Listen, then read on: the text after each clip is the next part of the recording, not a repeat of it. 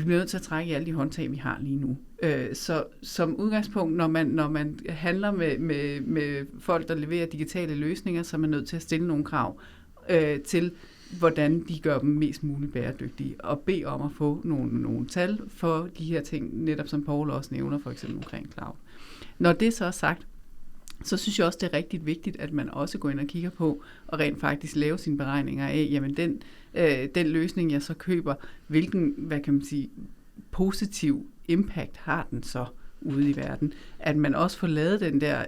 hvad kan man sige, efterberegning, der hedder, jamen det kan godt være, at der kommer til at køre et datacenter, der bruger noget ekstra strøm, fordi jeg nu bruger den her løsning, men til gengæld så har den også de her positive effekter på samfundet. Fordi det skal jo være et regnestykke, og det skal helst kunne balanceres på en vægt, der falder ud til en positiv fordel.